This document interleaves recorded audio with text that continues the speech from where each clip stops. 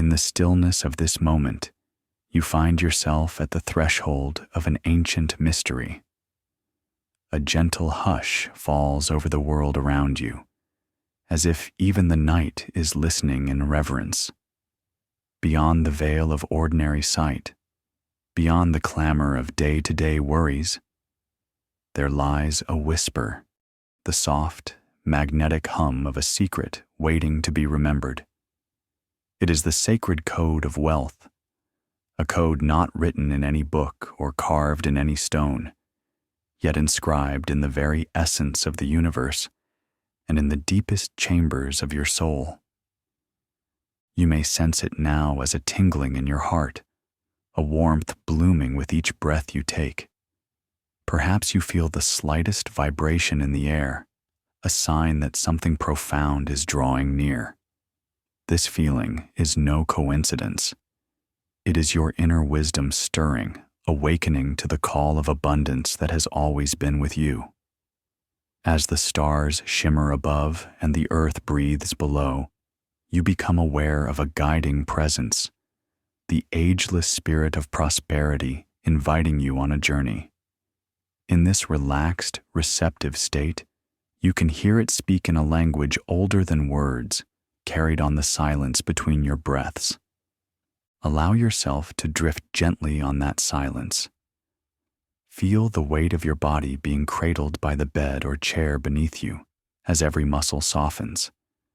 With each exhale, release any tension or worry, letting it melt into the floor, into the earth, far away from here.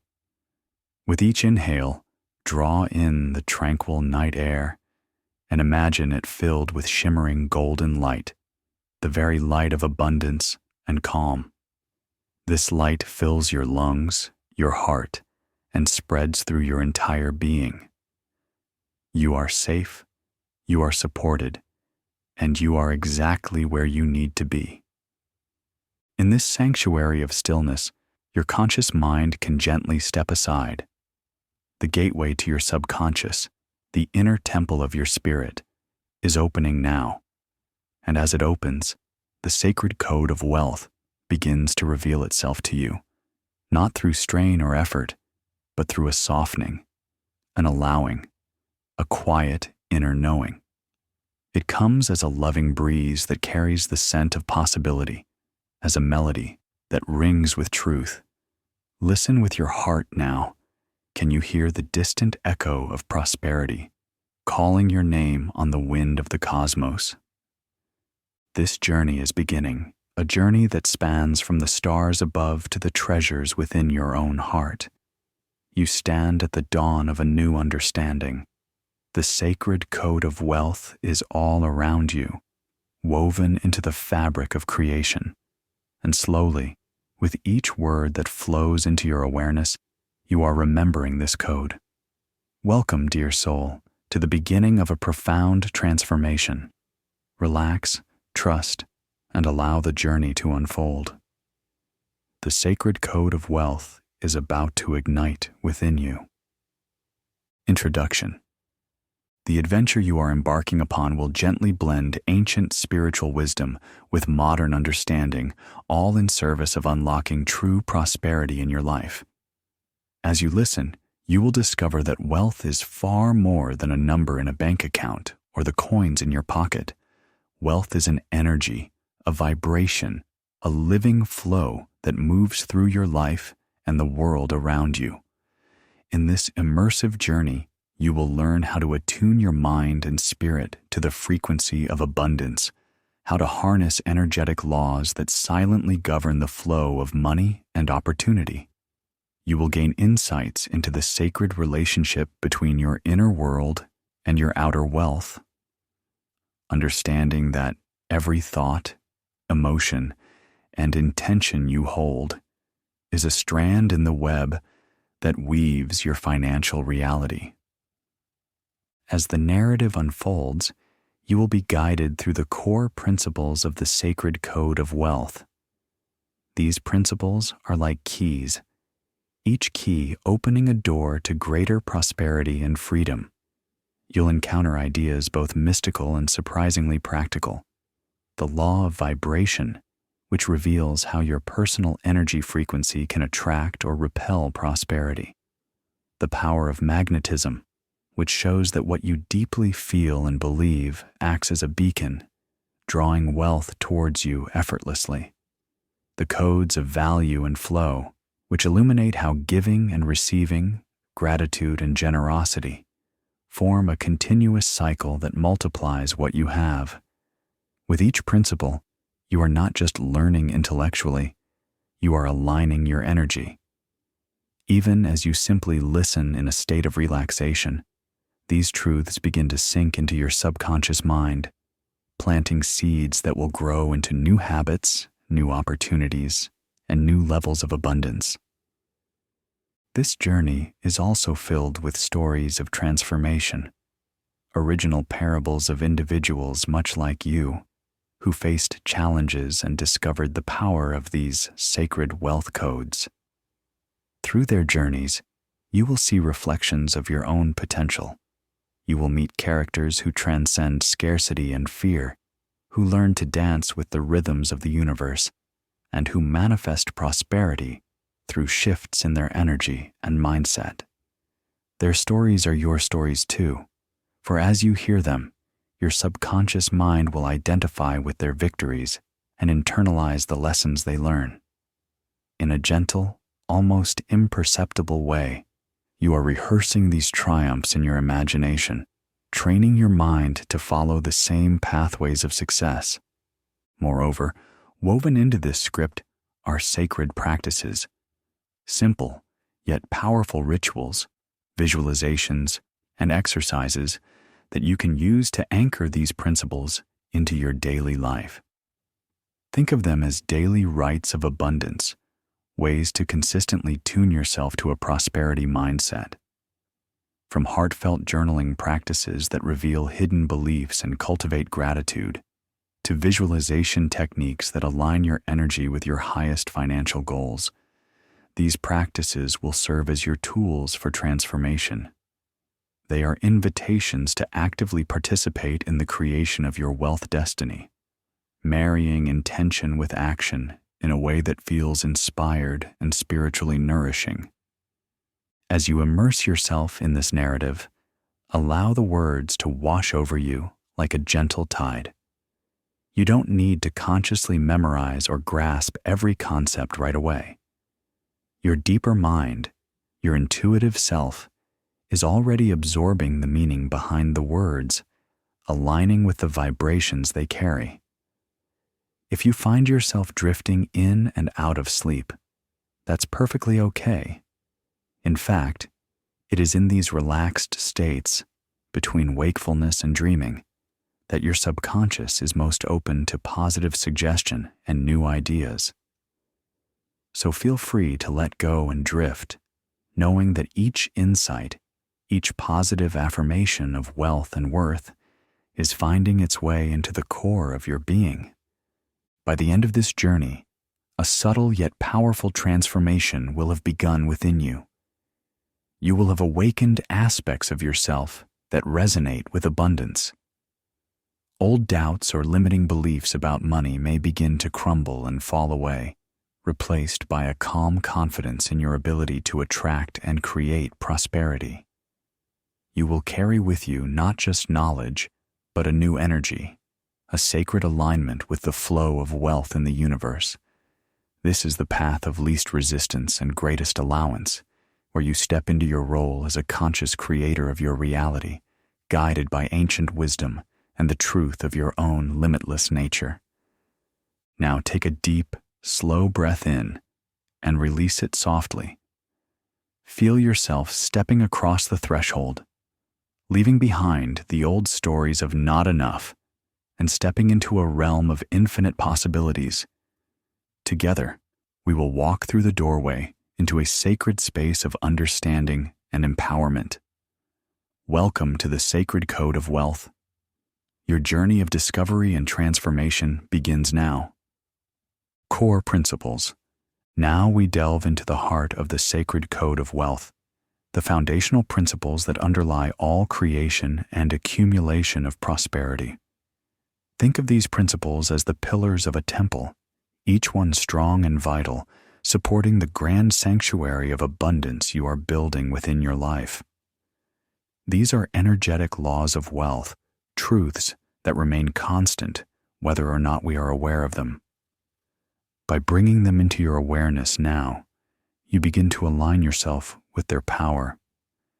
As you explore each code, remember that knowledge is not just of the mind, but of the spirit. Allow yourself to feel the resonance of each principle in your body and soul. Notice any sensations, images, or emotions that arise, for these are signs of your inner self recognizing and integrating the wisdom. We will journey through vibrations and frequencies where science and spirit meet. We will uncover the magnetism of your mindset and heart set. We'll explore the sacred exchange of value and the liberating current of flow. Each principle comes with its own insights and revelations. Simply remain open and receptive, letting each concept gently sink in. If your eyes grow heavy as you listen, you can drift, while the understanding continues to grow within you. Trust that you cannot do this wrong. Even without consciously remembering every word, your soul is learning and remembering the sacred code of wealth. The code of vibration.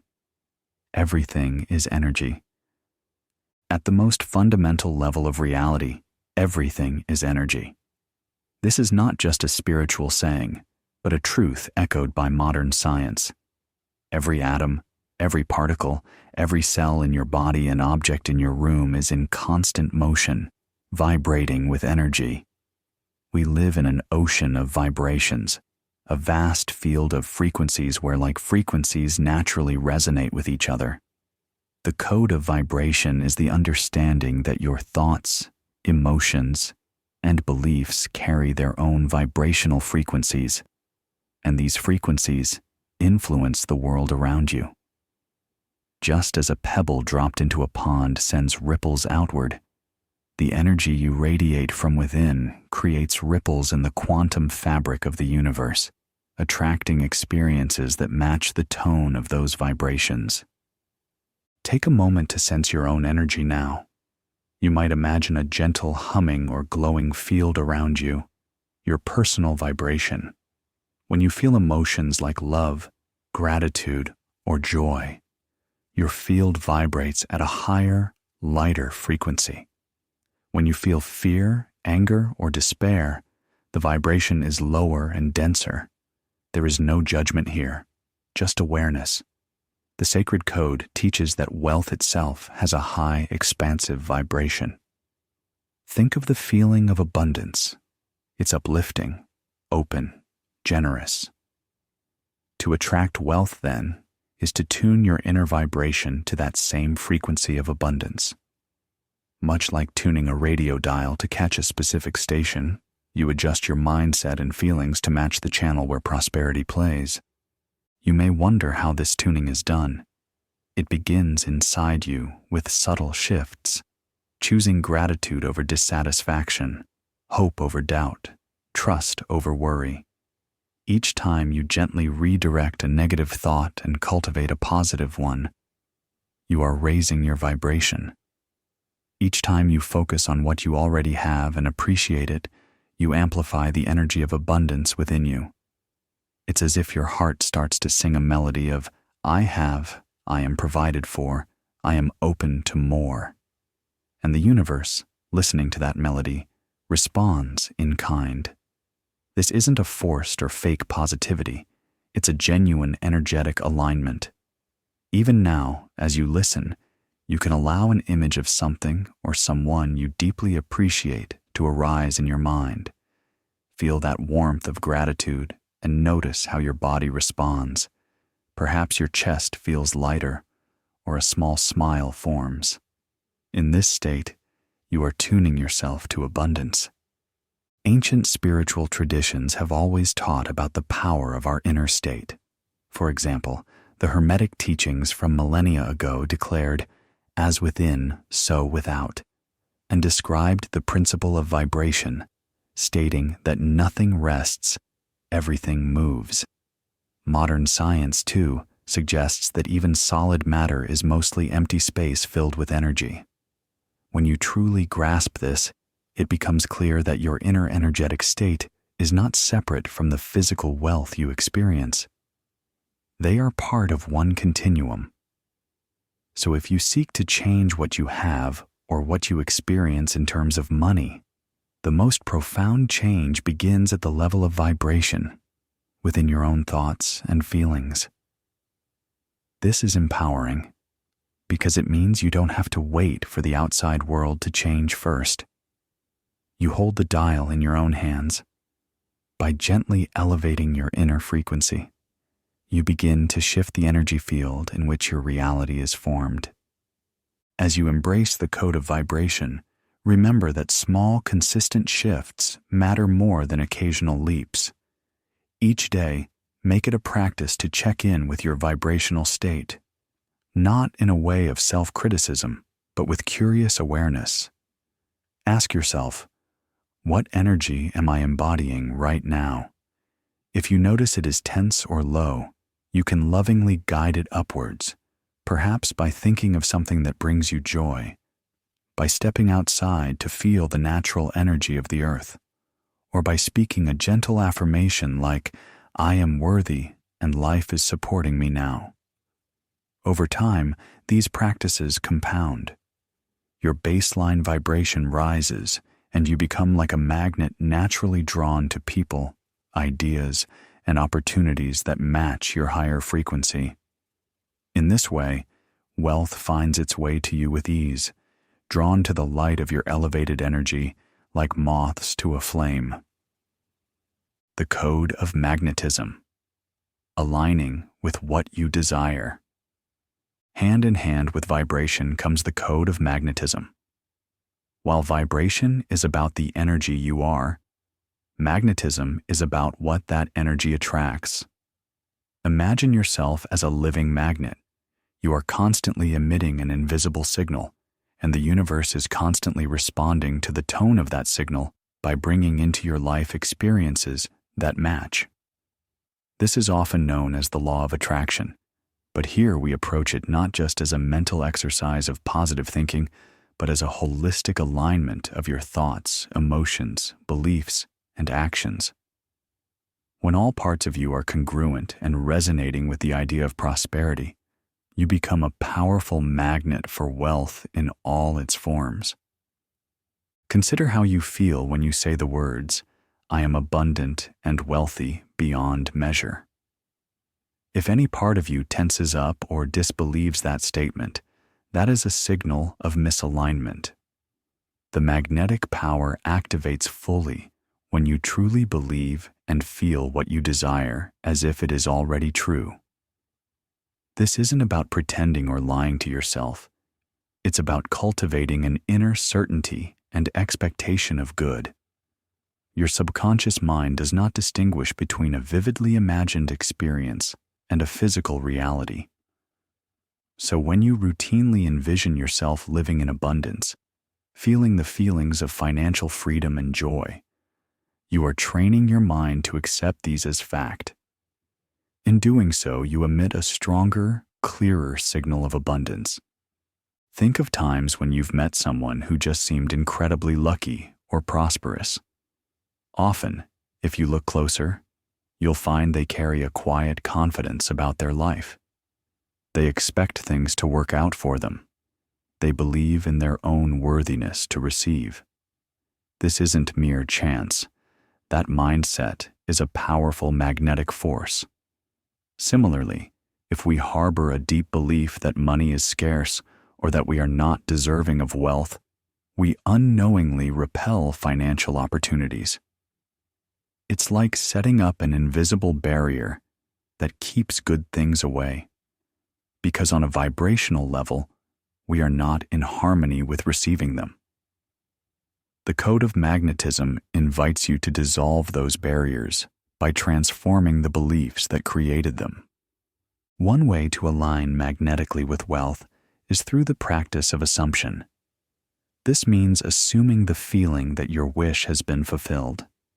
For example, How would you feel if you had all the financial security and resources you desire? Perhaps you would feel relief, peace of mind, maybe excitement or gratitude.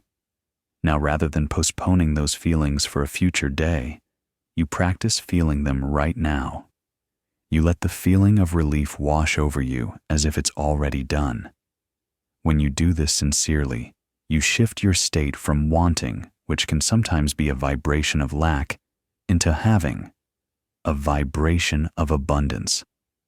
In this having state, you send out a magnetic pulse that says, "I am abundant, I am provided for," and the universe mirrors this back with experiences that match. Unexpected checks, new clients, helpful coincidences, ideas that lead to profit, and so on. Magnetism also involves action, but not action born of desperation or endless hustle. Instead, it calls for inspired action. When your energy is aligned with abundance, you will naturally get intuitive nudges or inspirations to do certain things, go certain places, or reach out to certain people. These actions feel right and in flow, not forced.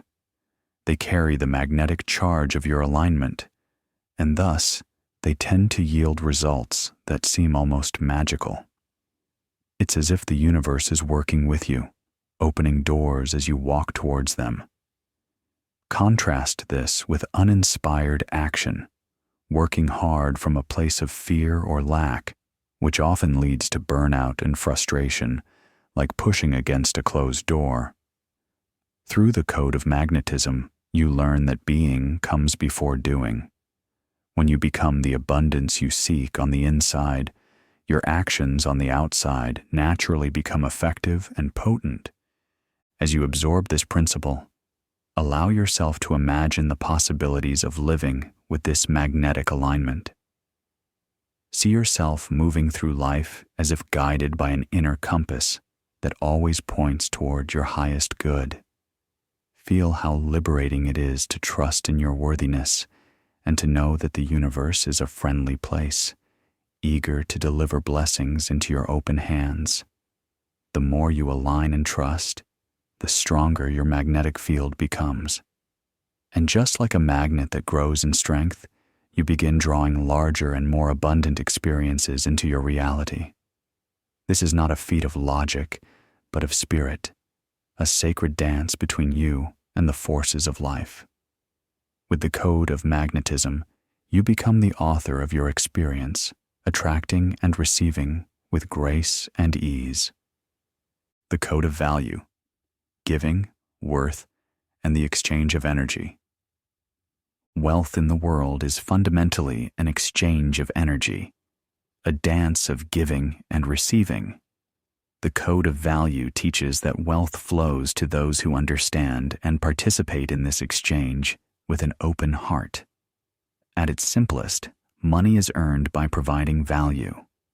You offer something, be it a product, a service, your time, your knowledge, that others find beneficial or desirable. In return, you receive money or resources. This is the surface level of value. But the sacred dimension of this code goes deeper. It asks, what energy do you give to the world? And what energy do you allow yourself to receive?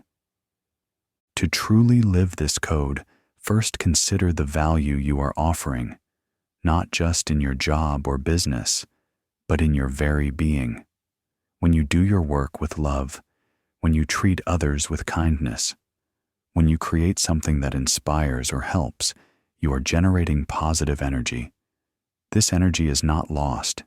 It circulates and often returns to you in surprising ways. It's like planting seeds in a garden. Each act of generosity, each moment you spend using your talents or skills to uplift others, is a seed that can grow into opportunities and wealth. Sometimes the return is direct and immediate.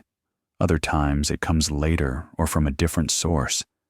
But the energy you put out eventually echoes back.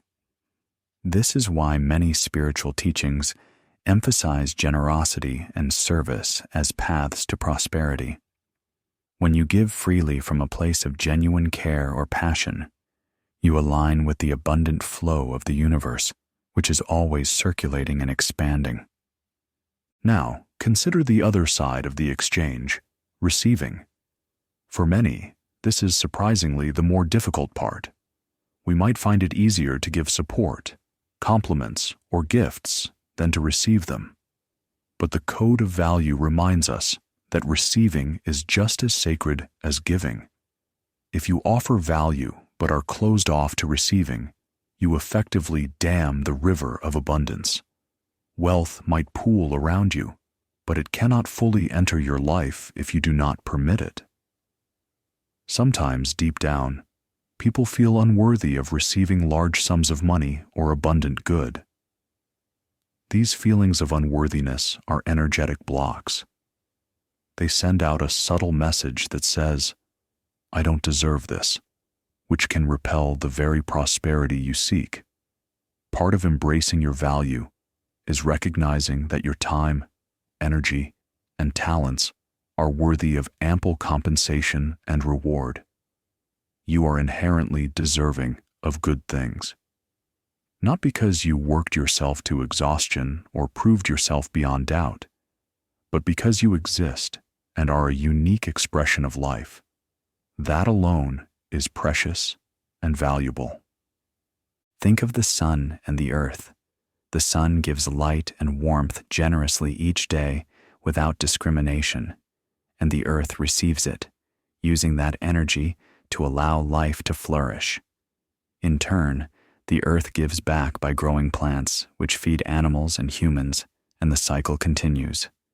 There is a harmony in this relationship. Similarly, when you give, whether it's your work, your help, or your care, do so wholeheartedly, like the sun shining. And when it is time to receive a payment, a compliment, an opportunity, accept it with gratitude, like the earth soaking in the rain. Both sides are essential. This balanced exchange keeps the circle of wealth turning. On a practical level, embracing the code of value might lead you to ask, how can I increase the value I provide? This could mean honing your skills, following your true passion, because when you love what you do, you infuse it with high energy, or simply finding ways to solve problems and help others in your community or marketplace. It might also mean being mindful of the energy you bring into interactions. For example, the value of a smile, a genuine listening ear, or a word of encouragement can ripple out and come back in kind. Remember that value is not only measured in dollars, it's measured in impact, in the way it makes people feel, in the improvement or inspiration it creates. Ironically, when you focus on giving value without obsession over what you'll get, life has a way of rewarding you generously. Equally, ask yourself, am I fully open to receiving the value, wealth, help, joy that others and the universe want to give me?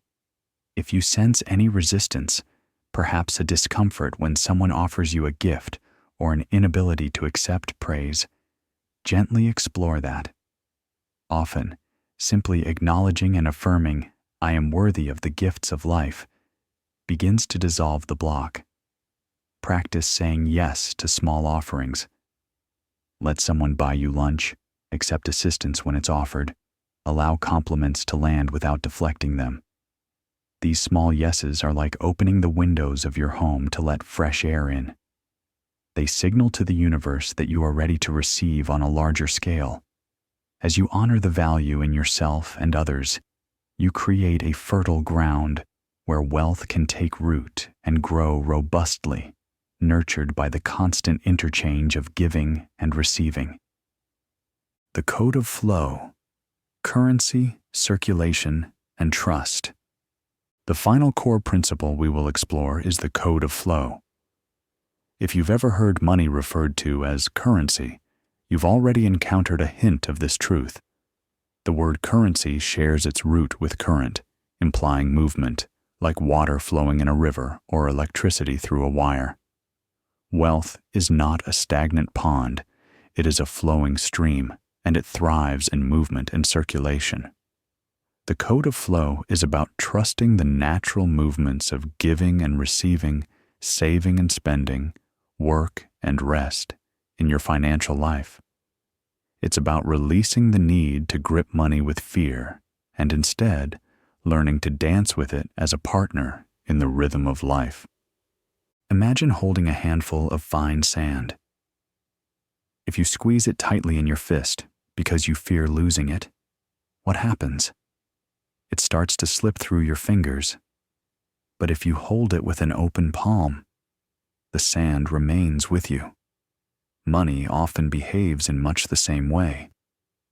When we panic and cling to every dollar, operating from a mindset of scarcity, we often find that expenses rise, opportunities wane, and life finds ways to pry our fingers open.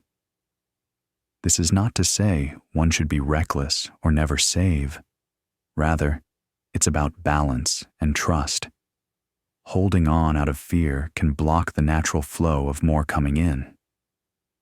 On the other hand, when you are a good steward of money, but also allow it to move, investing in your growth, spending on things that matter, sharing with others, you keep the channels of prosperity open. What you send out with love and positive intent will circulate and often return to you multiplied. The energy of flow is closely tied to the energy of trust. Trust in what? Trust in the abundant nature of the universe, and trust in your ability to create and attract more. It's the understanding that life is inherently abundant, producing new leaves, new opportunities, new ideas every moment. When you trust this, you don't fall into the illusion that any loss is permanent or that giving means lack. Instead, giving can be seen as sowing, spending as an exchange that brings something valuable into your life, and saving as a way to direct energy towards future creations. With trust, you know that as long as you remain in the dance, listening to intuition, acting wisely and staying open, the music of abundance will continue to play. A practical reflection of the code of flow is how you manage the money you have now, no matter how much or little. Do you treat it with respect and gratitude, sending it out into the world in alignment with your values and welcoming it back in expected and unexpected ways? For instance, paying bills can be an act of gratitude. You're circulating money to support services that benefited you, and you can trust that more will come to replenish that. When you give to charity or help someone in need, notice how it makes you feel rich in spirit, as though affirming to yourself, "I have enough to share." That feeling itself is a high vibration state that tends to attract more abundance. Even when you set aside savings, do it with a sense of, "I am storing energy to support my dreams," rather than fearfully hiding money from life. In all these ways, you are keeping money's energy healthy and dynamic. Another aspect of flow is the flow of ideas and opportunities. When you are aligned with flow, you are not only circulating money, but also staying open to new streams of income and inspiration. Sometimes, holding too tightly to one job or business because it's how I make money can blind you to other channels that want to open. Flow means being open to change and movement in your financial life. It's okay to have multiple streams of income or to transition to something new if the old ways have run dry. Just as a river adapts to the terrain, splitting into streams or joining into a larger flow, you too can adapt and follow where the energy of opportunity is alive. Stay tuned to your intuition, those gut feelings or synchronous signs that hint at the next step. They are often the universe guiding you to the next part of the river where the current runs strong. Finally, embracing flow brings a profound sense of peace. You no longer see money as a fickle, scarce resource that could vanish, but as a loyal friend that cycles in and out of your life with purpose. You understand that there is a season for everything, seasons of harvest and seasons of sowing, times when money comes in abundance and times when it flows out to nurture growth. By honoring each season and remaining confident in the overall abundance that life offers, you release anxiety and step into a steadier, more joyful relationship with wealth. With the code of flow alive in you, money becomes not a source of stress, but a flowing extension of your own energy and values, a tool for creation and a symbol of the trust you have in life's generosity. Stories of transformation. 1. Priya's prayer. In a small village nestled by lush green fields, there lived a young widow named Priya. Priya and her little son survived on the modest earnings she made by weaving baskets out of jute and selling them in the market. Year after year, they lived hand to mouth, and with each bad harvest or slow market day, Priya's heart would fill with worry. She often prayed at the tiny shrine in her home, asking for just enough money to buy rice, to mend the leaking roof, to provide her child a pair of sturdy shoes. Her prayers, though earnest, were usually born of desperation and fear. Each coin she earned felt heavy with anxiety, as though it might be the last. One evening, as the sun dipped below the horizon and a gentle purple twilight embraced the village, Priya made her way to the old temple at the edge of the fields. This temple was ancient, its stones worn smooth by time and touch, and a grand banyan tree coiled its roots around the shrine, as if in a protective embrace. Under the banyan sat a sage, a kind-faced monk draped in simple saffron robes. He was known by villagers for his serene presence. That evening, the sage noticed the tear stains on Priya's face and the deep furrows of worry on her brow. He beckoned her to sit by him as the first stars appeared in the sky. With gentle compassion, the sage asked Priya about her troubles. The young widow poured out her heart, the endless struggle, the fear of not having enough, the prayers that seemed unanswered. The sage listened patiently. Then after a thoughtful pause, he said softly, "Child, your prayers are heard. But you pray from a place of fear, as if you were telling the universe of your poverty." Priya looked at him, confused. Was she not supposed to ask for what she needed? He continued, "Try instead to pray from a place of gratitude. Give thanks for the blessings you have, small as they may seem. This gratitude is a powerful energy, a prayer in itself." That night, under the twinkling canopy of stars, the sage taught Priya a simple practice. He asked her to close her eyes and breathe deeply, and together they sat in silence for a few minutes, listening to the crickets and distant rustle of the fields. Then he gently guided her to speak of the things she was grateful for. At first, Priya struggled. Her mind went straight to her worries. But with the sage's encouragement, she began to whisper, "I am grateful for my son's health. I am grateful for the roof that sheltered us today. I am grateful for the one loyal customer who bought my baskets this morning." With each statement, she felt a tiny shift, a subtle release of tension from her chest. The sage then asked her to imagine that all she desired was already provided. Visualize your home filled with sacks of rice, your hands with more coins than you need, your child smiling in new shoes, he said. As Priya conjured these images, tears flowed again, but this time they were tears of relief, as if experiencing a future where she and her son were safe and cared for. The sage explained that this feeling of gratitude and assurance was the key to unlocking the flow of abundance. By feeling as if she already had enough, she would become a magnet for more. He gave her a parting blessing and urged her to continue this practice each night, to replace her pleas of desperation with prayers of thanks and visions of plenty. In the days that followed, Priya honored the sage's teaching. Each morning before weaving her baskets, she lit a small oil lamp and whispered her gratitude for the dawn, for her craft, for her son's laughter. Each night, she imagined her modest hut glowing with comfort and abundance. A curious change came over Priya. Though her external circumstances had not yet dramatically shifted, she carried herself with a new lightness. She greeted customers with genuine warmth rather than silent pleading. Her eyes, once clouded with worry, now shone with quiet faith. People in the market took note of her beautifully woven baskets more often. Some said there was a special positive aura about her stall. Within a few weeks, what could be called small miracles began to happen.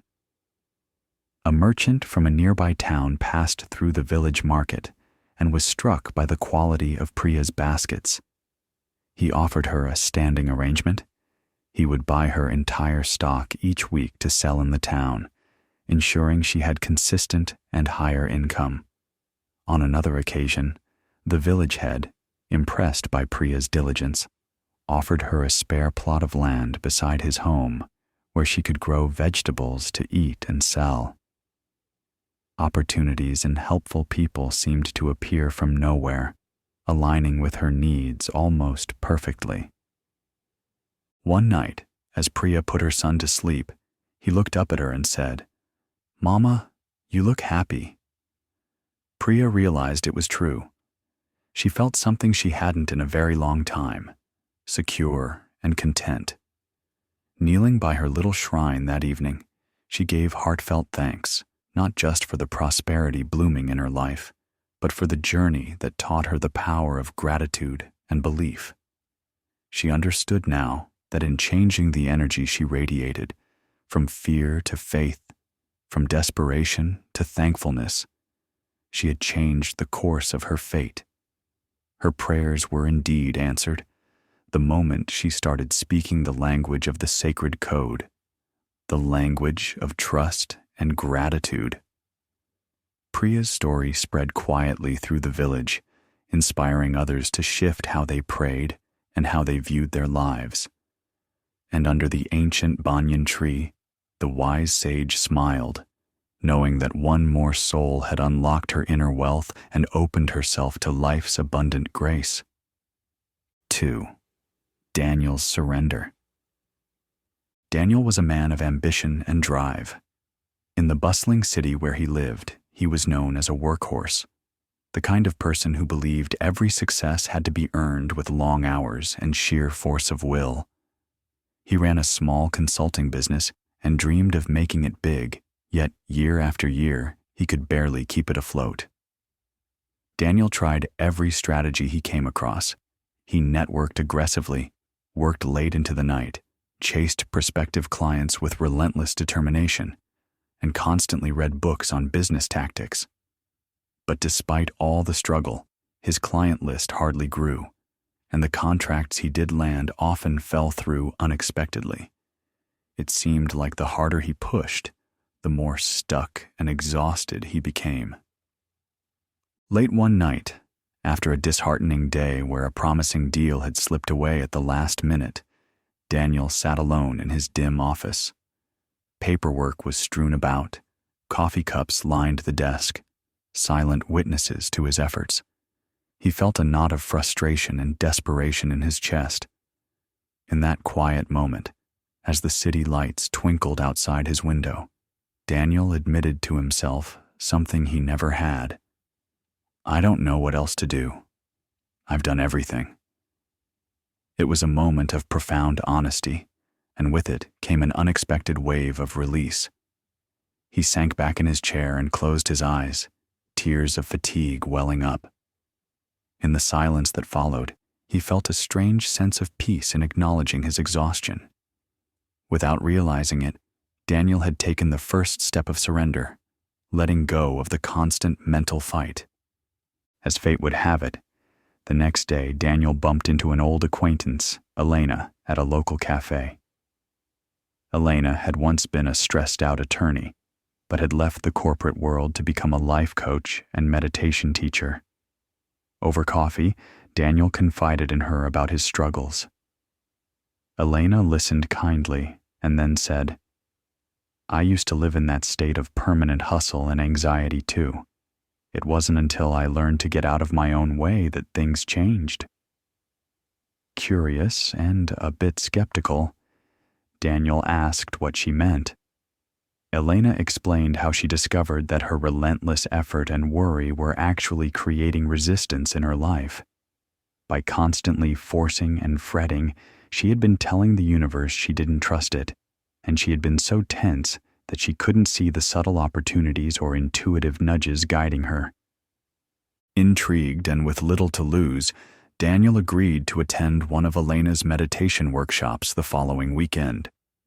In a sunlit studio with soft music playing, Daniel and a few others sat on cushions as Elena guided them into relaxation. At first, his mind raced with thoughts of work undone and strategies to try, but Elena's voice was soothing. She led them through breathing exercises, and Daniel felt his shoulders drop, his jaw unclench. Then she spoke of envisioning a bright light in the center of the chest, expanding with each breath, a light of peace and trust. In that gentle space, Daniel unexpectedly encountered an insight. He had been so focused on controlling every outcome that he never allowed life to assist him. He realized that by being perpetually anxious about success, he had unknowingly been vibrating at fear and lack, pushing away the very success he sought. Over the days that followed, Daniel experimented with a new approach, as guided by Elena's coaching. Each morning, before diving into his to-do list, he would sit quietly for 15 minutes. He practiced letting go of his tight grip on how the day should unfold, and instead set a gentle intention. "I allow success to flow to me today. I will do what I can, and trust the rest." This was radically different from his usual frantic morning mindset. He also made it a point to take breaks during the day. Short walks outside where he would consciously release any frustration and come back to a sense of ease. At first, a part of him worried that by not pushing so hard, everything would collapse. But the opposite happened. Within a week, he noticed something strange. Clients he had given up on suddenly returned with interest, one even apologizing for the delay and eagerly signing a contract. Another day, while relaxing at a bookstore, something he never used to allow himself to do on a weekday afternoon, he struck up a casual conversation with a man browsing the business section. That man turned out to be the head of operations at a firm that needed exactly the kind of consulting Daniel offered. Because Daniel was relaxed and not in sales mode, the conversation flowed naturally and led to a meeting which turned into his biggest contract yet. Daniel began to see a pattern. When he was in a state of trust and flow, things progressed almost serendipitously. When he felt himself slipping back into panic or overdrive, he would encounter roadblocks. This reinforced his commitment to this new way of being. He still worked and took action, but now he did so from a place of calm focus instead of frenetic force. He found himself enjoying his work more, reigniting the creativity and passion that had drawn him to it in the first place. One evening, Daniel closed his office early and stood by the window, watching the sunset paint the sky in hues of orange and pink. He marveled at how different he felt. His business was now thriving, but more importantly, he felt a thriving inside him, a sense of alignment and peace. He thought of his journey over the past months, how meeting Elena and learning to surrender had changed everything. The success he was experiencing felt almost unforced, as if it had been waiting for him to stop chasing it so it could finally catch up to him. He understood deeply now that the universe had always wanted to support him, but his own tension and tunnel vision had been blocking the gifts. By letting go and trusting, he had made space for grace to enter. Daniel's story became an inspiration to his friends and colleagues who had witnessed his transformation. He would tell them, "I haven't become lazy or magically lucky. I've just learned that my mindset sets the tone for everything. When I stopped trying to force outcomes and started working with life, life started working with me."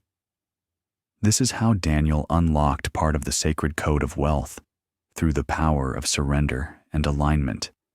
His outer success was a direct reflection of the peace and trust he had cultivated within, a testament to the principle that sometimes, in letting go, we gain everything.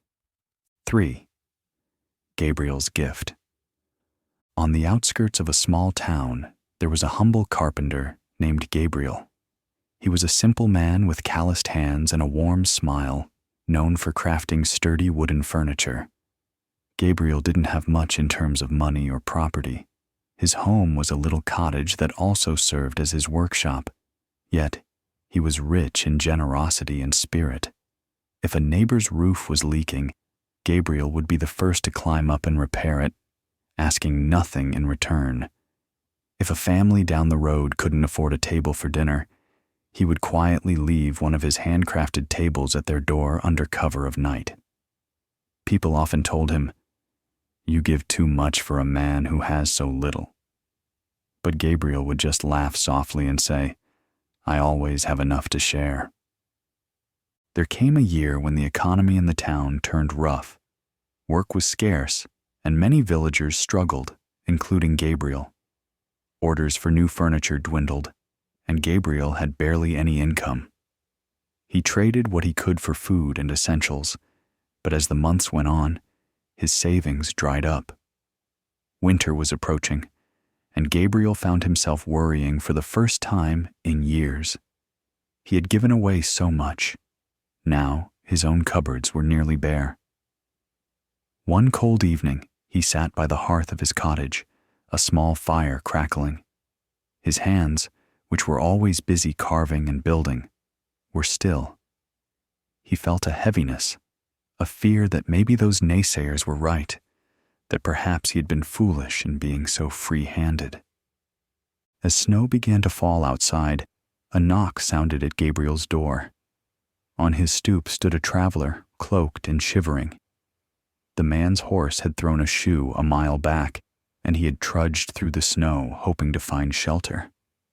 Without hesitation, Gabriel welcomed the stranger in. He offered the traveler the warmest spot by the fire and poured him the last bowl of his vegetable stew. The traveler noticed there was little food in Gabriel's kitchen and realized the sacrifice. That night, Gabriel gave up his own bed for the traveler and slept in his workshop. Despite his worries, he felt a sense of peace. He couldn't imagine doing otherwise, even if it meant he'd go hungry the next day. In the morning, Gabriel set out early to help fix the traveler's horsehoof, crafting a makeshift horseshoe in his smithy. Impressed and grateful, the traveler introduced himself. He was Henry Morgan, a merchant from the city on his way home. Gabriel recognized the name. Henry was known as one of the wealthiest men in the region. Gabriel shrugged it off and simply expressed how glad he was to have helped. Before departing, Henry Morgan thanked Gabriel and said, "Your kindness will not be forgotten." Once the traveler was gone, Gabriel sighed with contentment that the man was safe. But soon reality crept back. He still had no money, and now no food. He decided he would go into town to see if any work could be found. When Gabriel arrived in the town square, he found it uncharacteristically busy. A line of carts and people had gathered. To his astonishment, at the center was Henry Morgan, speaking with townsfolk and handing out goods. Henry had decided to make a stop in this village after leaving Gabriel's house. He brought supplies, food, tools, blankets, to help the community through the hard winter, spurred by the generosity he had received.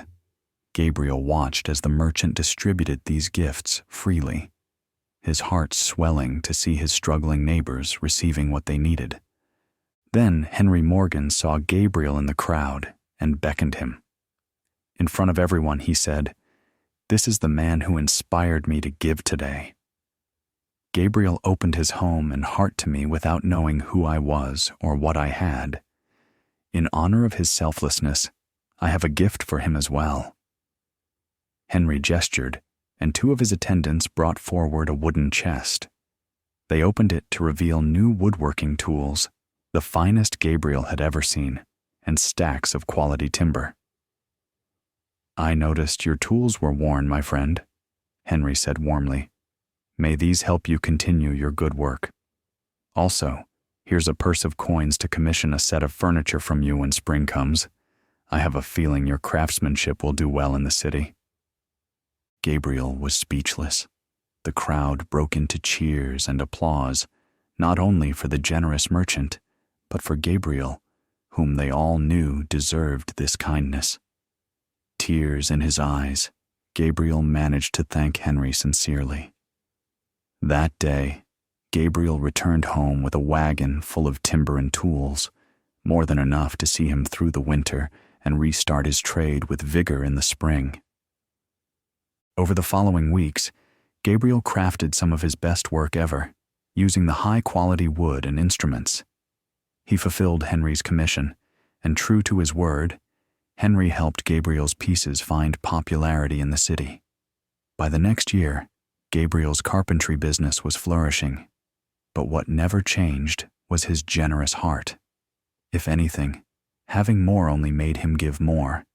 He hired 2 young apprentices from the village, taught them the trade, and paid them well. He would often donate furniture to families in need and invest in community projects. Whenever people marveled at how his fortunes had turned, Gabriel would smile and say, "Wealth flows in a circle. What you give freely with love returns to you in some way. I gave because I had enough, and I received more than I could imagine. Now, I always have enough to share." Gabriel's story of generosity came to embody the idea that every act of giving sets in motion unseen forces of return. His gift was not just the tools and prosperity he received, it was the reaffirmation for the whole town that kindness is a currency of its own. In giving without expectation, Gabriel tapped into the sacred code. He became a living example that the energy of generosity calls forth abundance from the fabric of life itself. Thus, Gabriel's gift was twofold: the kindness he gave to others and the prosperity that life gifted back to him. Fourth, King Aurelius's lesson.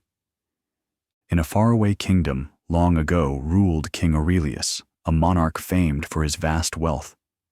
The royal treasury was filled with gold coins, jewels, and precious artifacts from every corner of the world.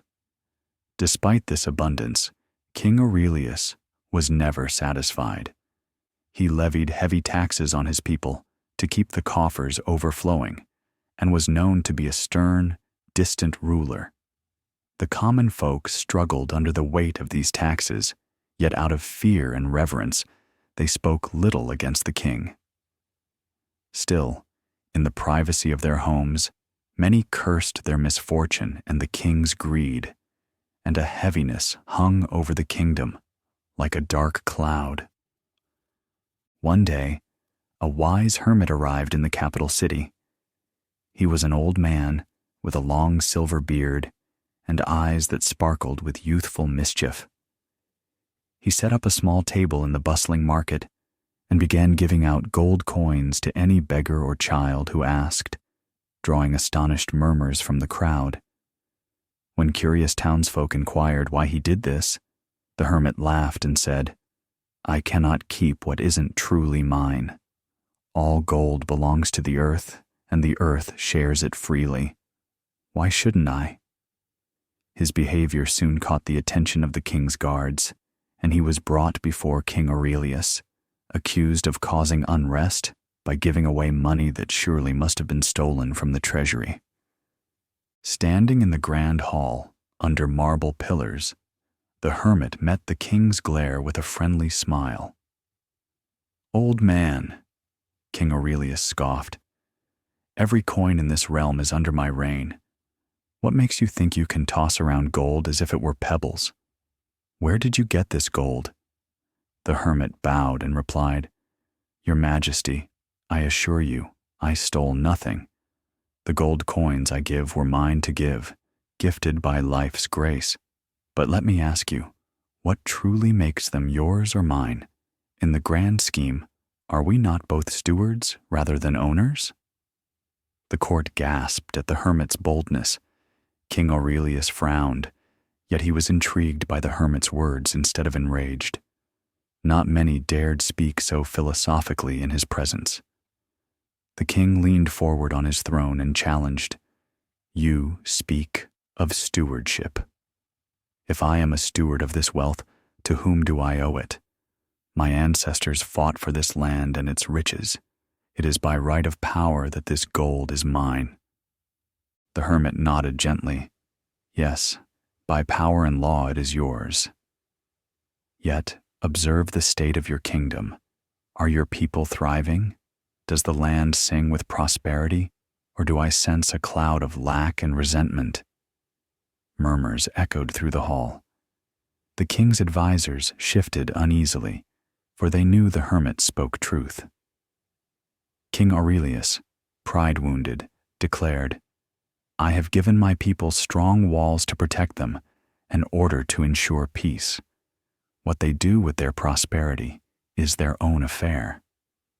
At this, the hermit boldly asked, "Might I visit your kingdom incognito, your Majesty, to see the lives of your subjects firsthand? Perhaps there are things even a king has not seen from high in the palace." After a moment of deliberation, and perhaps because a part of the king was genuinely curious, Aurelius consented. He decreed that the hermit would be granted 2 weeks to roam the kingdom, and then return to share what he had learned. And so the wise hermit traveled the kingdom's villages and towns in the guise of a simple wanderer.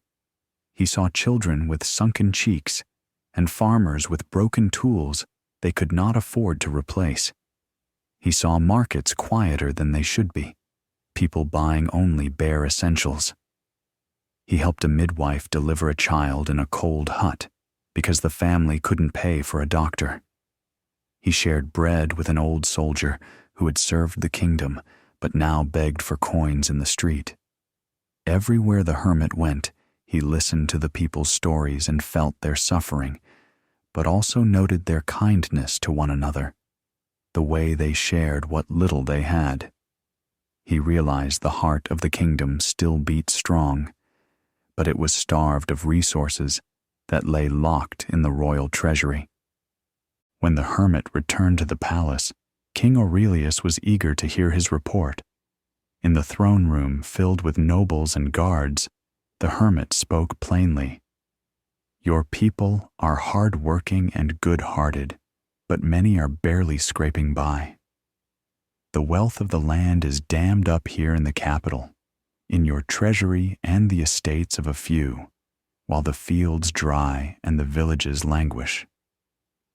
Imagine wealth as blood.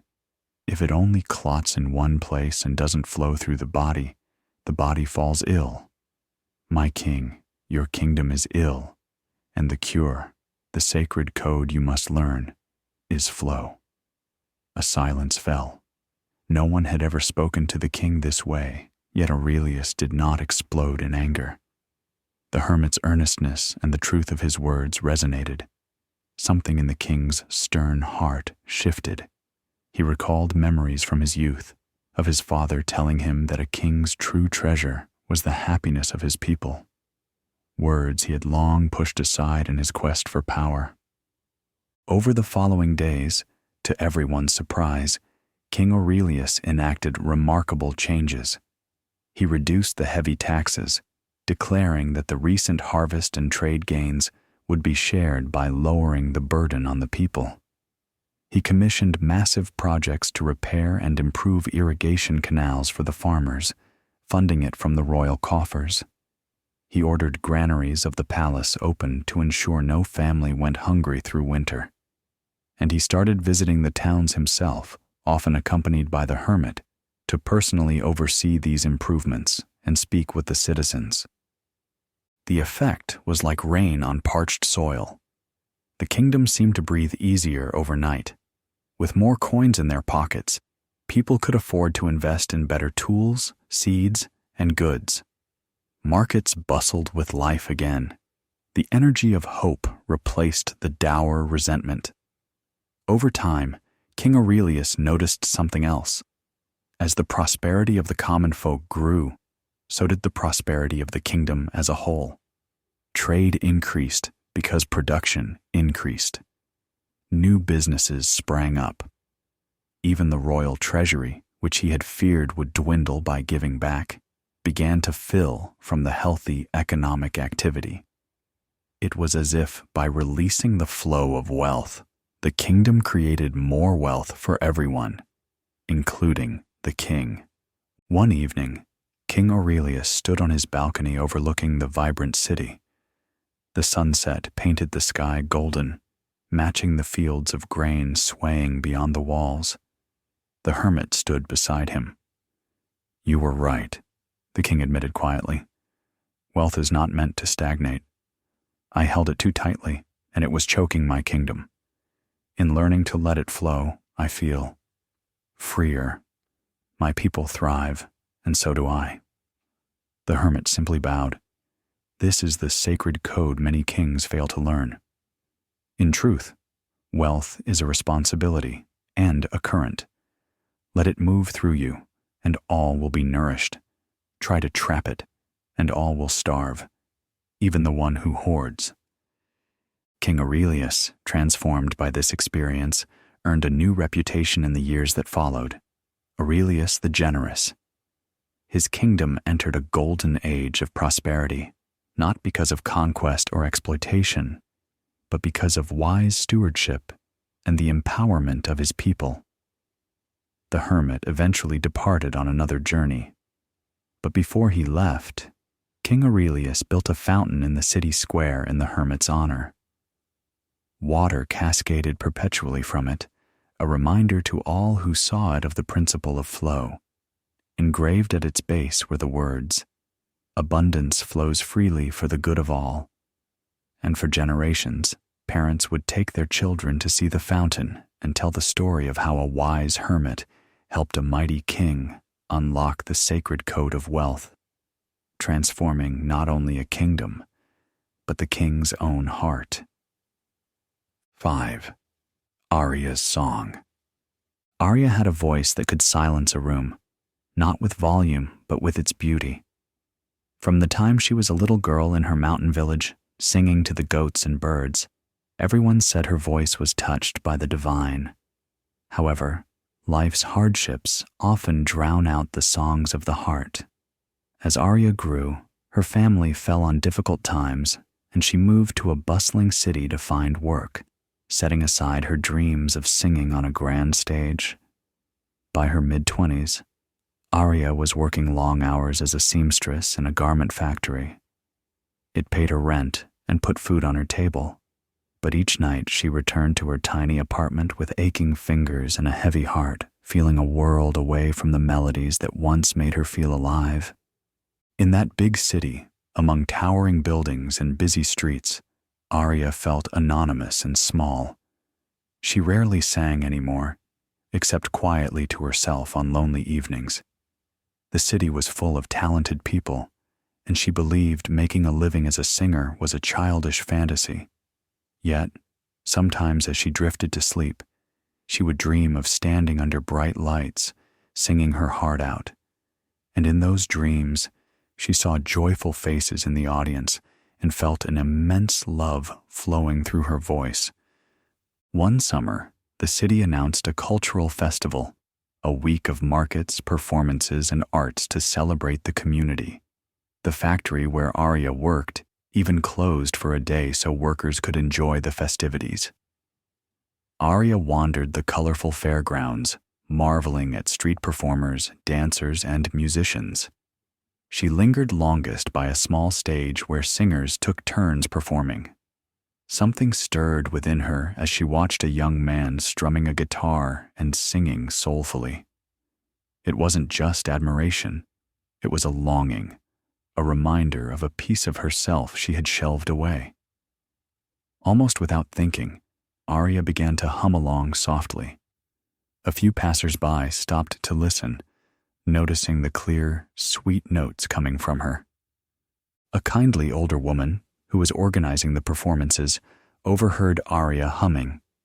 She approached and asked gently, "My dear, do you sing?" Caught off guard and shy, Arya replied, "I used to, just a little, back home." The organizer encouraged her to sing something for them right then and there. Arya was hesitant. She wasn't prepared, and a crowd was gathering out of curiosity. But there was an encouraging warmth in the woman's eyes, and a quiet voice inside Arya whispered that this was a moment of fate. Summoning her courage, Arya stepped up onto the small stage. She closed her eyes for a moment, took a deep breath, and began an old lullaby her mother had taught her. Her voice, pure and haunting, floated through the air. The noisy fairgrounds gradually hushed as people nearby stopped to listen. The gentle melody carried a heartfelt longing that resonated in everyone who heard it. Some felt tears in their eyes without knowing why. For Arya, it was as if years of pent-up emotion poured out through that song. The struggles, the hopes, the love she still carried. When she finished, the world returned to her slowly. She opened her eyes to find the audience silent for a moment, then erupting into applause. The crowd that had gathered was larger than she imagined. The older organizer had tears in her eyes as she hugged Arya and exclaimed, "You have a gift, my dear. Thank you for sharing it." News of Arya's impromptu performance spread quickly through the festival. By the next day, a local radio host who was emceeing the main stage invited Arya to sing during a prime evening slot. Arya was stunned. The thought both terrified and exhilarated her. That night, in her tiny apartment, she reflected. Life had unexpectedly opened a door she thought was forever closed. All she had done was finally say yes to what her heart longed for. She realized that for years she had been telling herself she wasn't good enough or that it was impractical to pursue singing. Those beliefs had kept her hidden. But the moment she bravely stepped forward and shared her true gift, the world responded with open arms. The evening of the performance, Arya stepped onto the main stage as the sun was setting, painting the sky with hues of orange and purple. A sizable crowd waited, curious to hear the seamstress with the angelic voice. Arya felt a flutter of nerves, but then she spotted a few familiar faces in the crowd, co-workers from the factory, the old woman who first heard her, even the guitarist from the other day giving her a thumbs up. She took the microphone, heart pounding, and began a soulful folk song that spoke of home, hope, and new beginnings. Her voice soared, at times delicate as a feather, at times powerful and rich. The crowd was transfixed. As she sang, something shifted within Arya. She felt an overwhelming sense of belonging and purpose. Every note she released into the twilight felt like it was not just hers. It belonged to everyone listening, connecting her to them. In that unity, Arya felt truly abundant for the first time in her life. An abundance of love, of confidence, of meaning. When the song ended, thunderous applause echoed. People were on their feet. Arya had to blink under the stage lights, tears of joy streaming down her face as she bowed. Following the festival, Arya's life changed in tangible ways. A local music producer who had been in the audience approached her with an offer to record a demo. She started performing at small venues and received modest payment, enough that she could cut back hours at the factory and focus more on music. With each performance, her confidence grew, and so did her following. She wasn't an international star by any means, but within a year she made a living doing what she loved, something she once thought impossible. Arya learned many lessons along her journey. She learned to value her gift, understanding that it was given to her for a reason, and that sharing it was not selfish or foolish, but rather her offering to the world. She also learned to believe in her own worthiness to live a life she loved. In the past, she had subconsciously believed that happiness and wealth, even the emotional wealth of fulfillment, were for others, not for someone like her. Breaking that belief was like opening a cage. She let herself fly free. Moreover, Arya discovered that when she followed her passion, opportunities came naturally. It was as if the universe had been waiting for her to claim her path. Doors opened, mentors appeared, and even though she faced challenges, she felt guided by an inner light. Years later, at another festival in the city, Arya, now a well-known local singer, took the stage once more. Before singing, she shared a few words with the crowd about her story. She expressed how she once hid her voice out of fear, and how embracing her true self changed the course of her fate. She encouraged others to honor their own gifts and passions, saying, "Whatever talent or dream lies in your heart, know that it's there to lead you to joy and possibly even to prosperity. Don't bury your treasure as I almost did. The world needs what you have to offer." And as she began to sing that night, one could sense that it wasn't just a song of entertainment. It was a song of freedom, a song of a soul that had unlocked another piece of the sacred code. That true wealth often follows when we dare to be fully ourselves. 6. Marisol's awakening. Marisol lived in a small apartment in the city and felt like life had been nothing but an uphill battle. Despite working 2 jobs, she was always behind on bills. In her mind, she carried a running commentary of complaints. "Nothing ever works out for me. I'm always broke. Life is so unfair." These thoughts cycled day after day, and she often vented them aloud to her friends, who tried to encourage her to stay positive. Marisol brushed off their optimism, believing she was just being realistic. After all, she had grown up in hardship and never seen a break. Why would the future be any different? One particularly rough night, after discovering an unexpected expense, her car needed a costly repair, Marisol went to bed in tears. She felt utterly defeated, whispering into the darkness, "I give up. I don't care anymore. I guess I'm just meant to struggle." Exhausted by her own despair, she drifted into sleep with those heavy thoughts. That night, Marisol had a vivid dream. She found herself standing in a vast, barren field under a gray sky. The air was still, and not a single plant grew in the cracked soil around her. She clutched her arms around herself, feeling lonely and cold. As she walked, she noticed something peculiar, distant voices echoing her own negative words. From the dry earth, she could hear faint whispers. "Never enough. Always broke. Why even try?" Marisol realized in shock that the land itself was murmuring her fears and complaints back to her. It was as if the field had become a mirror of her inner world, empty, strained, and sorrowful. Overwhelmed, Marisol fell to her knees and started to cry in the dream, her tears hitting the dust. As each tear soaked into the ground, a strange thing happened. A tiny sprout pushed up where the tear had fallen. She watched, astonished, as emerald green shoots emerged and started blossoming into small wildflowers. Her tears, born from a deep yearning for relief and change, seemed to carry a different energy than her hopeless words had. They carried sincerity and desire. In that moment, Marisol realized she desperately wanted to believe in something better, even if she didn't know how. As she stood, the sky above her began to shift. The heavy gray clouds parted slightly, and a warm beam of sunlight broke through, illuminating a path ahead. On the path stood a figure, the silhouette of a woman bathed in light. Marisol cautiously walked closer.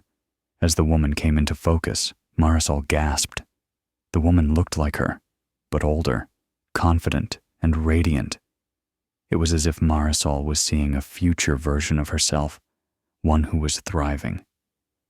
"I must be dreaming," Marisol said aloud. The future self smiled kindly. "Yes, and I'm here to show you something important." With a gentle wave of her hand, the flourishing figure beckoned Marisol to follow. The barren field around them started changing with each step. Grass sprouted under Marisol's feet as she walked with her future self. Buds of flowers and even saplings of trees appeared, dotting the landscape with life. The sky continued to brighten into a comforting blue. Marisol felt an amazing sense of relief wash over her, akin to hope welling up. They arrived at a beautiful garden oasis in the midst of what was once wasteland. In this oasis, there were fruit trees laden with oranges and pomegranates, a clear stream flowing, and birds singing sweet melodies. Marisol turned to her future self in wonder. "How did this happen? What changed the landscape?" she asked. Her future self gently took her hand and replied, "You did.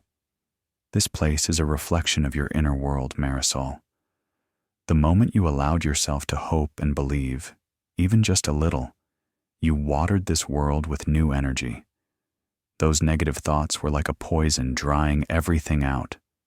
But your tears of longing and the spark of hope they carried began to heal it." Marisol's eyes filled with tears again, but this time it was from a deep realization. Can it be so simple? That changing my thoughts and beliefs could change my life?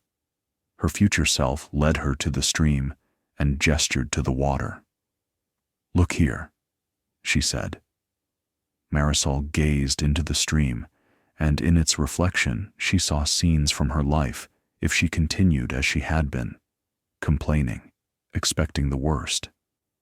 She saw herself turning down opportunities because she assumed she would fail. She saw friends drifting away because negativity repelled them. She even saw her posture, hunched, eyes downcast, missing the chance to find a lost wallet full of money on the sidewalk because she literally wasn't looking up. These images startled her. Then the reflection changed. Now it showed an alternate path, if Marisol changed her mindset. She saw herself waking up each day and practicing gratitude, even if just for a sunny morning or a good cup of coffee. She saw herself writing positive affirmations on sticky notes and placing them on her mirror, slowly building belief in phrases like, "I am worthy of abundance," and "good things come to me easily."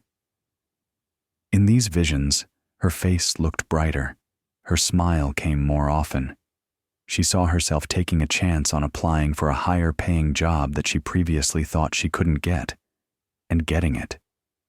She saw new helpful people coming into her life, drawn by her optimism, offering guidance and support. Marisol even saw herself starting a small side business, selling her handmade crafts, something she had always wanted to do, but never tried, because she assumed it wouldn't succeed.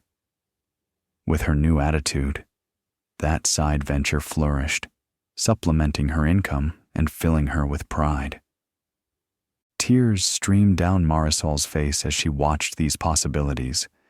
Her future self squeezed her hand gently and whispered, "All this and more becomes possible the moment you change your inner tune.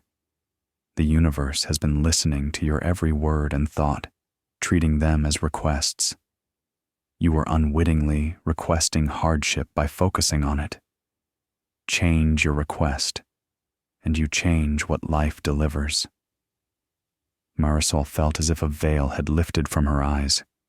She embraced her future self, who felt solid and real in her arms, and thanked her. "I want to change. I will change," Marisol vowed. As morning light filtered into her apartment, Marisol woke up, her pillow damp with tears, but her heart lighter than it had felt in years. It was Saturday. Usually she'd spend the morning going through her bills and starting the day in a sour mood. Instead, Marisol sat up and remembered the dream vividly. She reached for a journal on her bedside table, one a friend had given her long ago that she never used, and began to write. She listed 5 things she was grateful for right then: a good night's sleep, the roof over her head, the friend who cared to give her that journal, her own courage to learn, and the new day itself full of potential. The words felt a bit foreign, but also empowering. That day, Marisol continued to act on her dream's insights. Whenever a negative thought popped up, and many did out of habit, she paused and reframed it. For instance, while paying her bills, she caught herself thinking, "I'll never have enough money." Immediately, she stopped and said out loud, "Cancel that. I have enough right now, and more is on its way as I create it." It felt odd, even silly, but also liberating to speak to herself this way. She spent part of the afternoon creating a small vision board with pictures representing the life she wanted: a happier job, a savings account growing, travels she dreamed of, and joyful gatherings with friends. As she crafted this collage, she felt something she hadn't in a long time: excitement for the future. Over the ensuing weeks, little by little, Marisol's life began to shift. She indeed applied for a better job, and to her surprise, landed an interview and then the position. Her new employers valued her positive attitude and potential, giving her a chance to learn new skills. With a bit more income, she started paying off debts that had weighed on her. She even rekindled a hobby of making scented candles, something she loved but had stopped doing, and her friends enthusiastically supported her, some even paying for custom-made candles, which sparked the idea it could become a side business. Perhaps the most notable change was in Marisol's demeanor. She found herself smiling more and complaining less.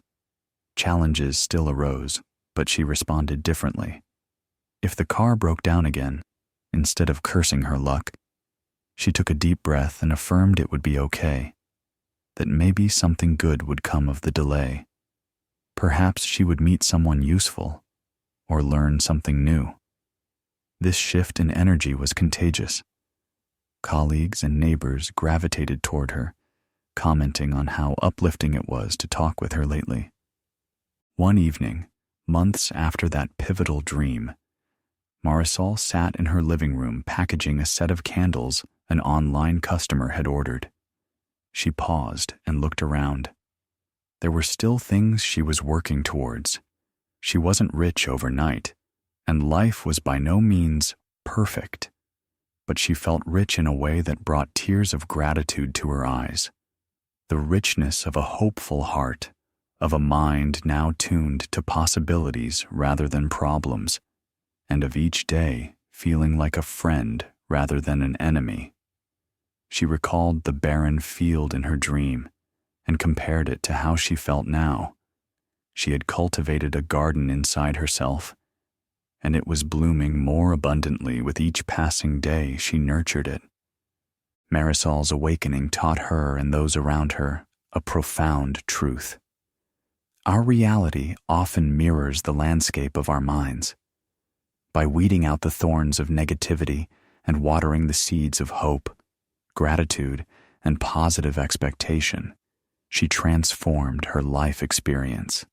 Her story became a beacon to anyone feeling stuck in a negative loop, showing that the power to change course was always within, waiting to be claimed. And with that reclaimed power, Marisol walked forward into her life with confidence, knowing that she was now consciously co-creating her destiny with the universe, one optimistic thought at a time. Sacred practices. Knowledge becomes truly powerful when applied. To help you integrate the energetic principles of wealth into your daily life, here are some sacred practices. These rituals and exercises are simple but profound ways to shift your mindset and energy. You can try one at a time or incorporate several. Even small, consistent actions can create a cumulative, transformative effect. As you consider these practices, remember to approach them with a spirit of gentleness and curiosity rather than obligation. They are meant to support and uplift you, not to be chores. Find the ones that resonate most with you and make them your own. Morning abundance. Alignment. Begin your day with a short meditation or visualization focused on abundance. Upon waking, before checking your phone or diving into tasks, sit quietly for a few minutes. Close your eyes and take slow breaths.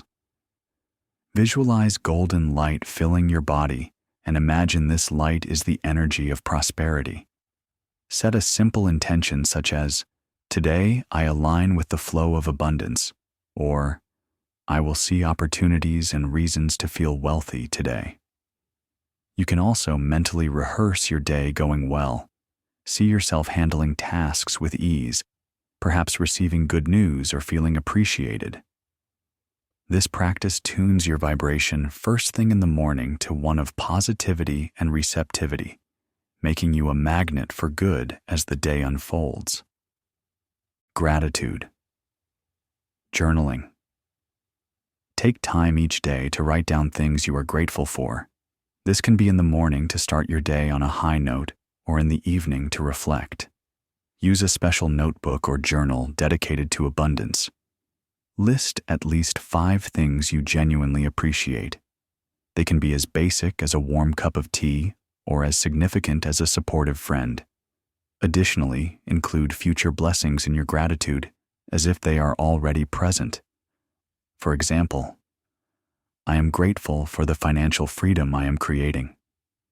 Or, "I am thankful for the thriving business that gives value to others."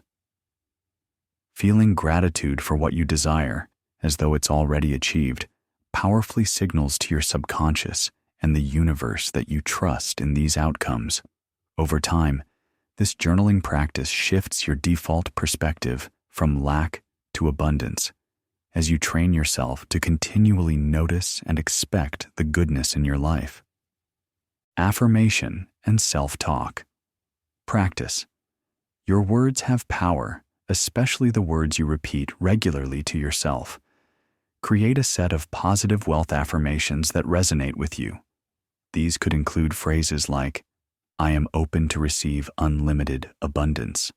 Money flows to me easily and freely. I deserve to be prosperous and happy." Or, "I have valuable gifts to offer that the world rewards." Stand in front of a mirror each morning or evening and speak these affirmations out loud with confidence and feeling. If direct affirmations feel uncomfortable at first, soften them slightly, e.g., "I am learning to attract wealth," or "Each day I become more abundant." The key is consistency and emotional engagement. Really let yourself feel the truth of the statements. Beyond formal affirmations, pay attention to your casual self-talk during the day. When you catch yourself saying or thinking something like, "I can't afford that," or "I'm always broke," pause and rephrase in a more empowering way, e.g., "I choose not to buy that right now, but I'm improving my finances. Or, challenges are temporary. I'm on the path to more money. This practice reprograms your mind toward a wealth mindset. Creative visualization. Set aside time a few times a week, or daily if you enjoy it, for a dedicated visualization session. Find a quiet, comfortable spot, perhaps play soft instrumental music, and close your eyes. Envision in rich detail the life you desire in terms of wealth and fulfillment. See yourself living in your ideal home, doing work that you love, being generous, traveling, or enjoying time with loved ones, whatever aspects signify wealth and success to you. Engage all your senses in this mental movie. Feel the textures, smell the scents, hear the sounds of that life. Most importantly, feel the emotions, the joy, security, freedom, gratitude. Allow a smile to come to your face as you immerse in this vision. You can make this a playful, happy exercise. It shouldn't feel like straining or daydreaming out of desperation, but rather like rehearsing something wonderful that's coming. By doing this, you are training your subconscious mind to become comfortable with these realities and priming it to notice and create opportunities to make it so. Generosity and circulation ritual.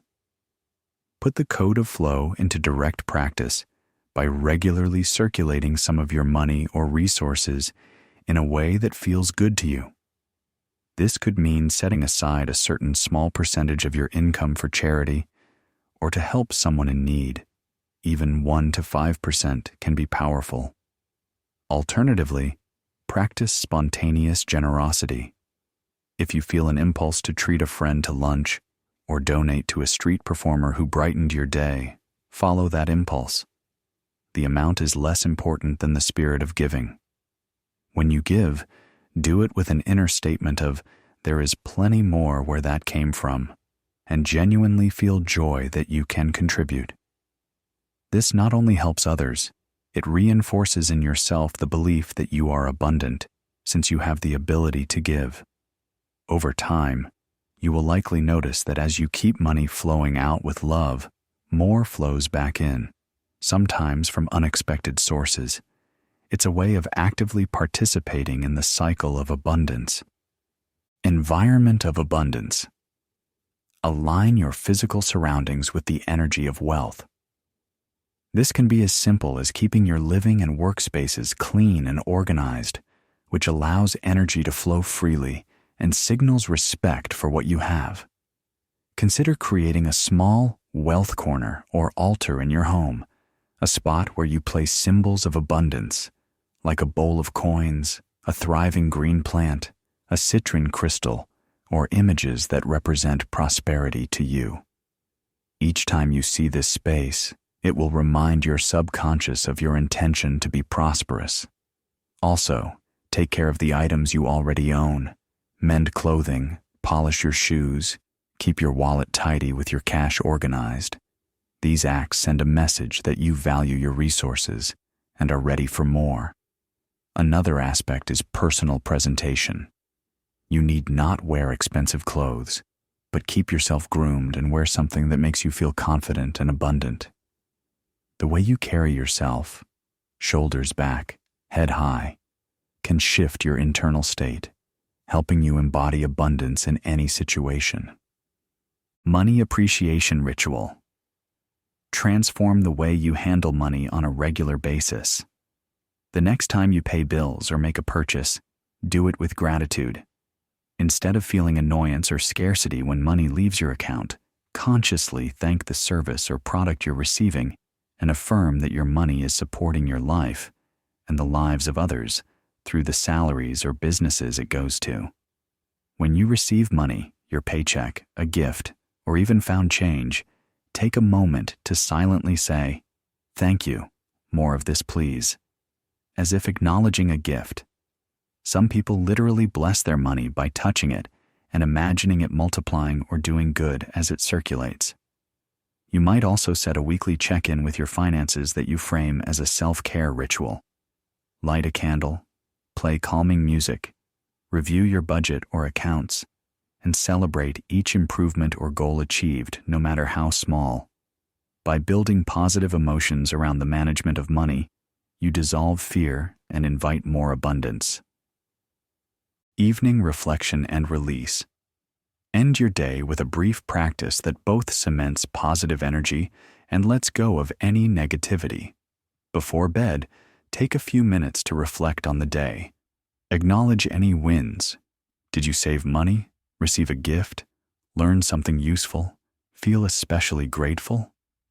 And note them mentally or in a journal. This reinforces to your mind that you are moving in the right direction. If any challenges or worries about money arose, consciously release them for the night. You might imagine placing your worries in an imaginary box or handing them over to the universe or a higher power to handle while you sleep. Some people find it powerful to say an affirmation like, "I did my best today, and I now let go." Tomorrow brings new opportunities, or to do a short breathing exercise to clear the mind. This way, you program your subconscious at night to work on solutions and healing. Your sleep becomes more restful, and you often wake with renewed inspiration. An added tip: as you drift off, you can even play soft audio of wealth affirmations or visualization. There are many recordings available, allowing positive messages to seep into your mind. This deep, nightly alignment ensures that each new day you wake up just a bit more attuned to the sacred code of wealth than the day before. Feel free to adapt these practices as needed. The key is consistency and sincerity.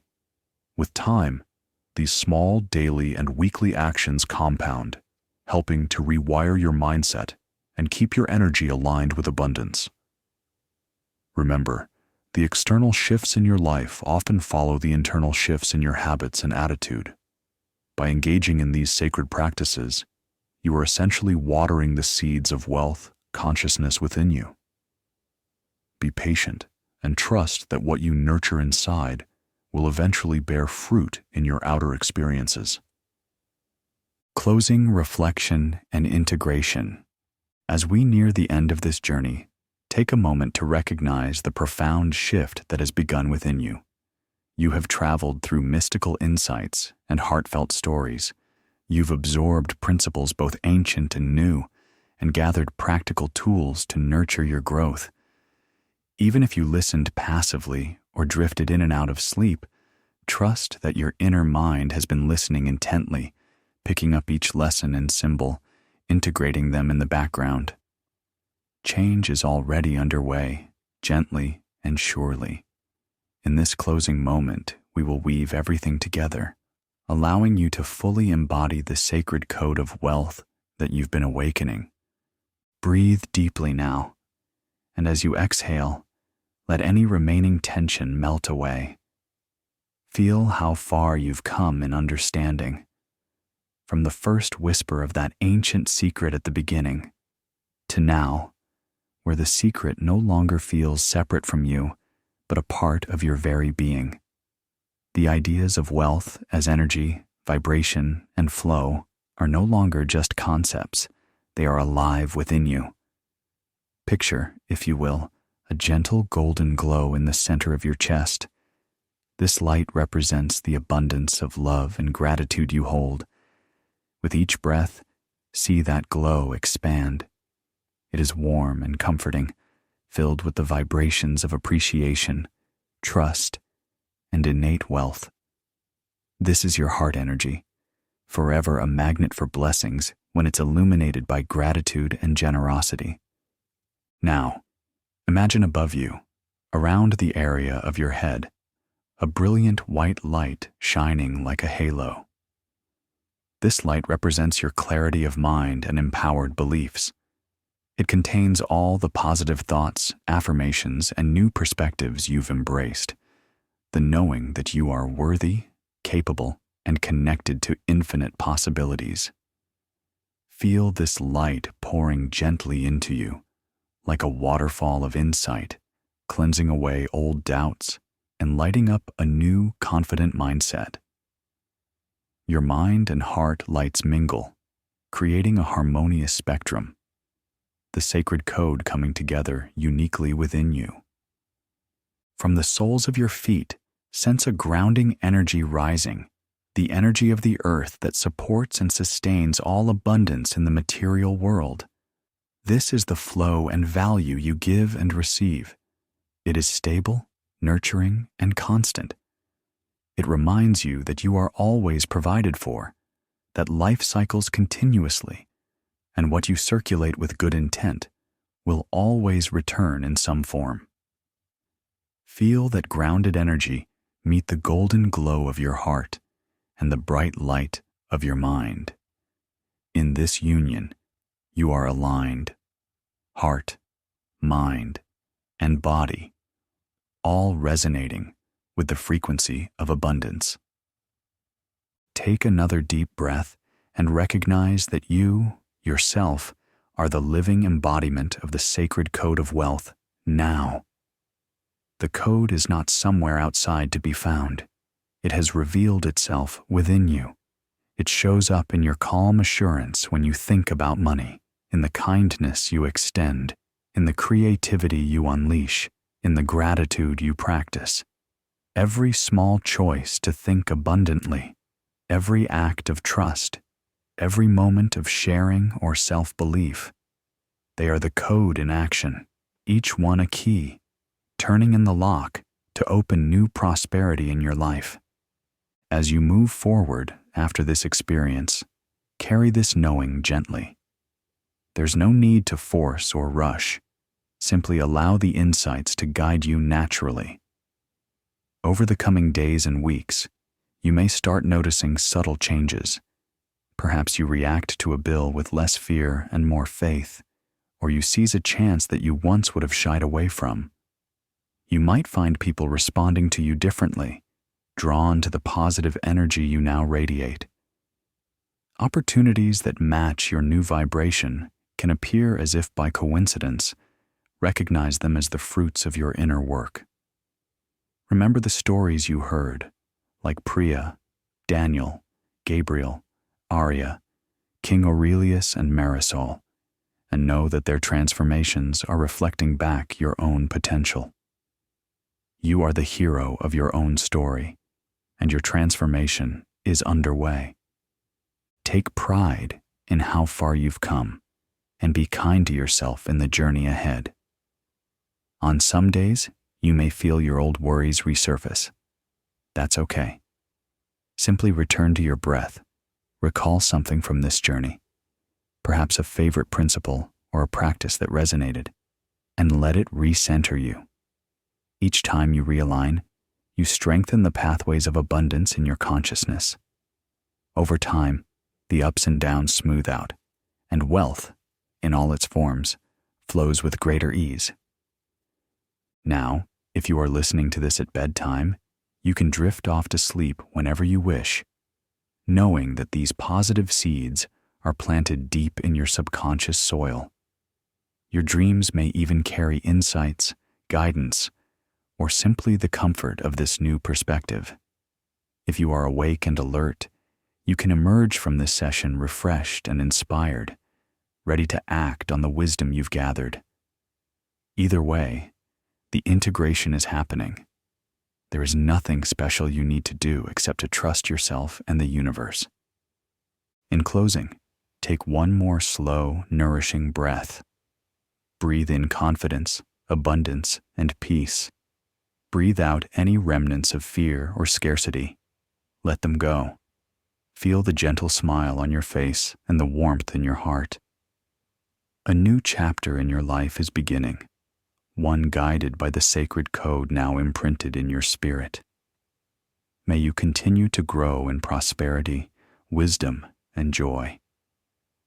May you use your expanding wealth for good, to enrich your life and the lives of others. And may you always remember that true wealth starts from within, in the thoughts you think, the feelings you cultivate, and the love you share. You are wealthy, you are worthy, and you are infinitely supported. Rest now in this understanding. Let it settle into every cell of your being.